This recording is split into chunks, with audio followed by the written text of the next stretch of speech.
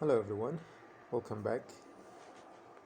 In this video we're going to talk about arcs, drawing arcs in AutoCAD. As usual, we're going to start by explaining the information that we have on arc, and then we're going to AutoCAD to talk about the methods that are available to draw arc.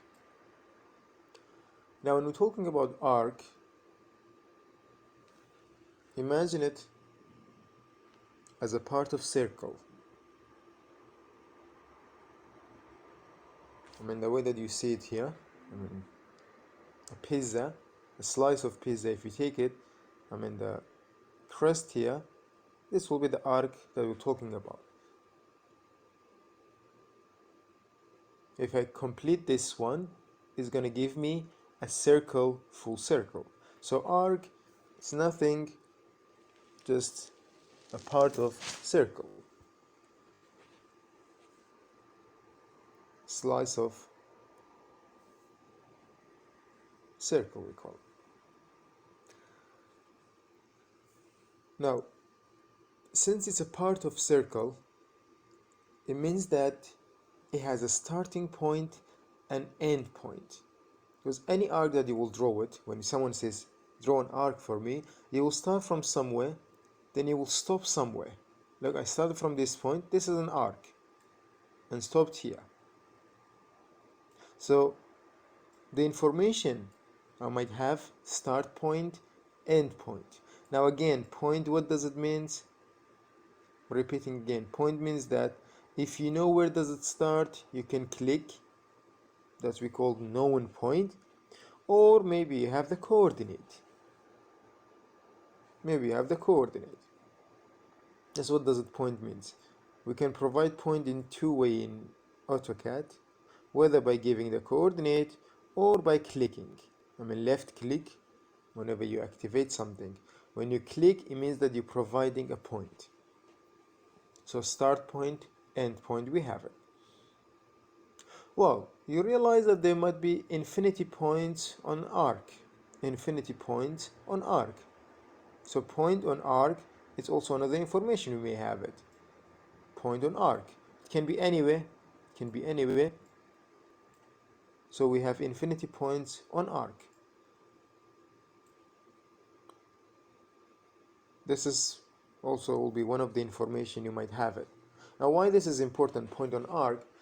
As engineer, someone is asking you, let's say that to draw, let's say there is a case here, as we explained in circle. I said there is a building here, there is an equipment, there is another thing here, there will be another thing here. Now it's required to draw a connection between them in a way that it's supposed to pass through this building. Maybe it's a conveyor, let's say for industrial engineers or for mechanical engineers. Now it has to pass through 3 points in order to, wherever you're having it, provide the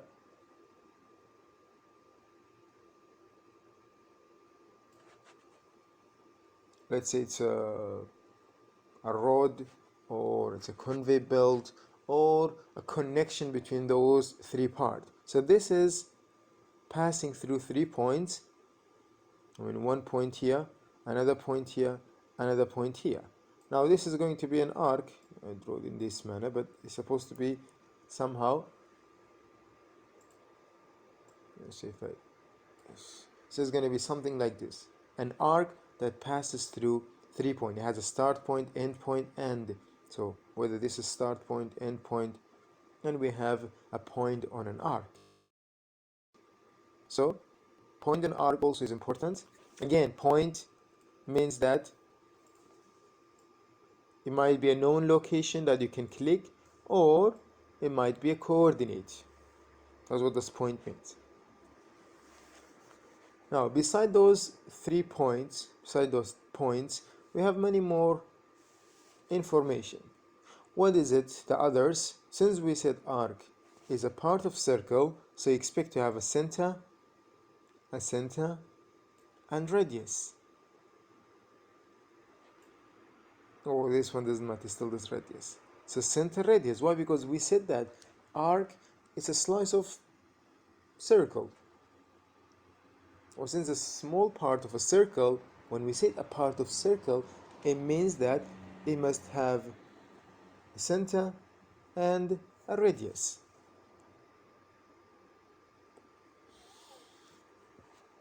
Wow. Two more information we have it on the arc. One of them is angle. Angle. Now angle, it decides the length of the arc. Now imagine this one with a pizza. When the slice of the pizza is smaller, the angle will be smaller, yes? So if you have a slice of pizza like this, so the angle will be smaller. This is defining angle. So angle is what? The definition of angle, it's an interior angle. Interior angle that's facing the arc. An angle that's facing the arc. So how do we know? It's an angle that's linking center start to center end. Look, an angle that connecting. This is what? This is center start line. This is center start line, and this is center end. Center end point. So an angle that connecting center start to center end. This is the angle that we need for arc. Let me tell you what does this mean. Now let's say I have an arc like this.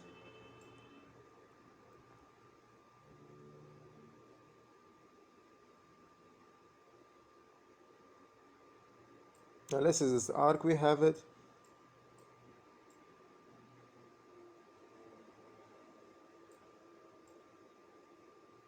Now this is start point, this is end point, and this is center. Now when we talk about angle, by the way, this is supposed to be a bit, make a dashed line here to know that this is the arc that we have it. This is the arc we have it. So when we're talking about angle, we're talking about from center start, which is this line here. So you're gonna draw the angle from here till here. This is the angle that we're talking about. The inner angle, the interior angle that facing the arc from center start to center end, but within, inside the arc. So if someone draw an arc, you simply know that, look, it's easy for this arc. This is the angle, the interior angle that we have, because if this is the start point, this is the end point. So this is the angle that we have it. This is the angle we need to represent this arc. You can draw it in any other manner. Still the angle must be interior angle. The angle must be interior. What else do we have? We have chord length.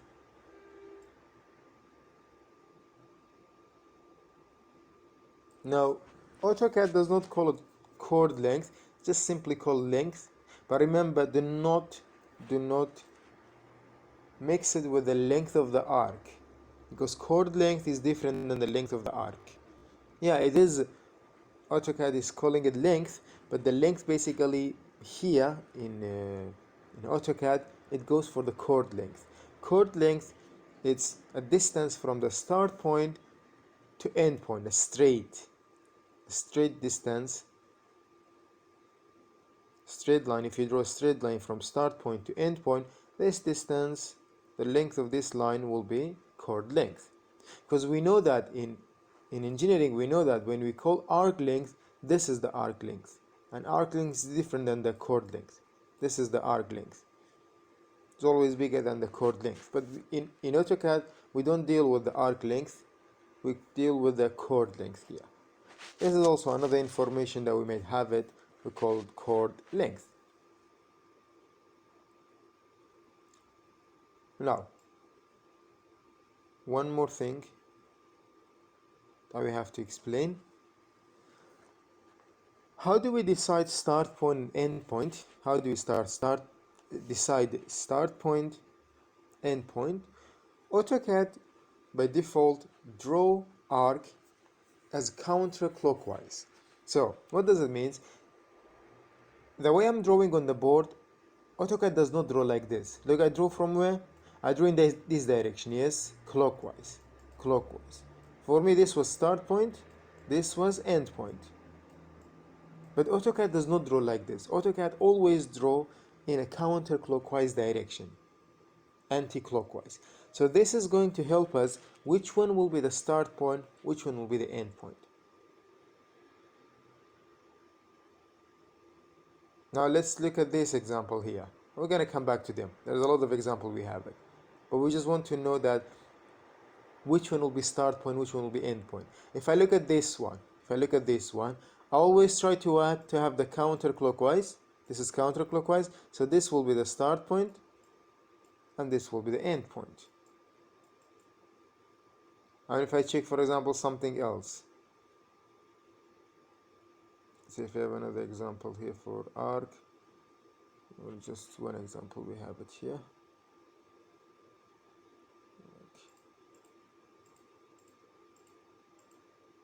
Let's check this one here. For example, this one, we say, okay, this is the start point. Well, let's talk about this one. Let's talk about this arc. So the direction, if it's counterclockwise, this will be the start point, this will be the start point, and this will be end point. Why? Because we're following counterclockwise direction. You're gonna see it when you try to reverse it. This one to be start point, this one to be end point. Maybe AutoCAD will draw it in this manner. We'll try to draw it in this manner. You'll see it. If you decide to, if you don't know which one will be the start point, end point, when you draw it, it will be reverse.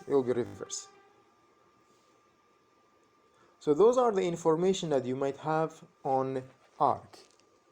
Well, how many methods do we have in AutoCAD to draw? We have a lot of methods.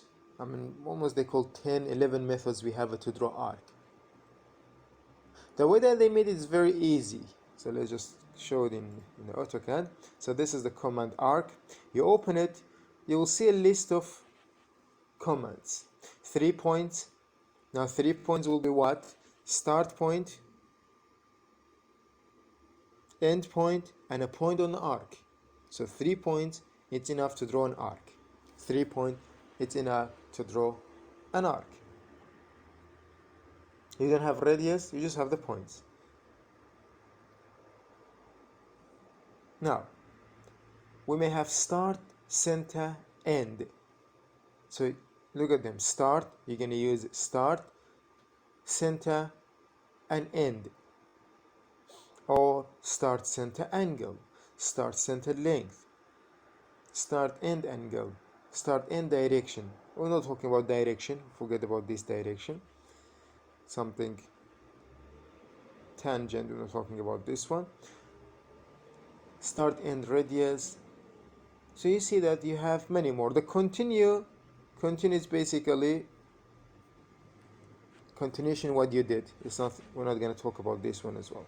We can read root from the beginning rather than using continue. So if we count the methods 1, 2, 3, 4, 5, 6, 7, 8, 9, we're going to cover 9 of them. Now, if you carefully check that, sorry, couldn't manage it. Let's see if I can have it here. Now look at here. We have some of them are repeating. Look, start, center, end. Check the second one. Start, center, end. Check this one. Center, start, end. Both of the methods, they need 3 information. But if you look at them, they are the same, yes? I mean, we need center, we need start, we need end. The same thing here. We need center, we need start, we need, sorry, this one. Center, start, end. So both methods, this one and this one, they need exactly the same or similar information. So what's the difference between them? The difference between them is the sequence. This one will first you have to provide start, then you have to provide center, then you have to provide end. If you use this method, first you have to provide the center, then you have to provide the start, then you have to provide the end. Well, there is no difference between them. So those three are the same as those three. They still put them there. So if you bring it down, narrow it, basically you have 7, 1, 2, 3, 4, 5, 6, 7 methods. We're not going to cover direction, so 6 methods we have it to draw arc, even though we have those here. But remember, center, start, length, you have it here, but just rearrange it, start, center, length. So if you have the 3 information, let's say we have start, center, length, I can use this one, I can use this one. But just I have to know, when you choose center, start, length, AutoCAD first thing will ask you specify center. It will specify center. It will ask you give me center. Then it will ask you give me start. Then it will ask you give me the length.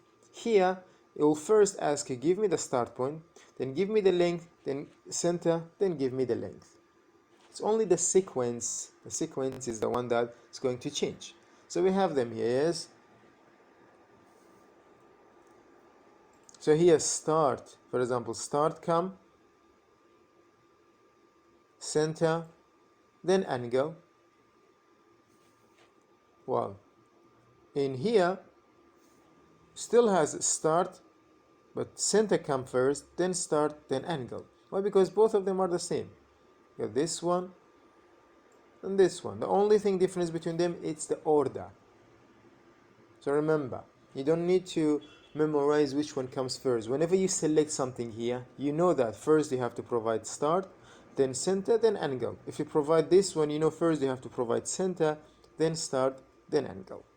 This is what I need you to know when you're dealing with arc. Whichever you want, the methods you want to use it. But remember the sequence, just pay attention to the sequence here. Which one?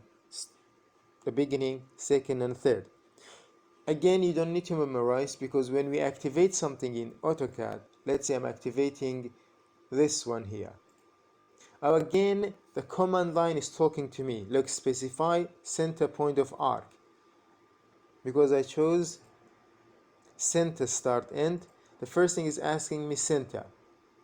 Then if I provide, it will ask me what? Specify start point. Why? Because the second one comes start point. Then it will ask me end. Then it will ask me specify end point of arc. We're going to explain those in an example. I just need you to have an idea how you deal with the command of arc. I need you always to open the drop down list and choose from there which one you want in order to draw the arc.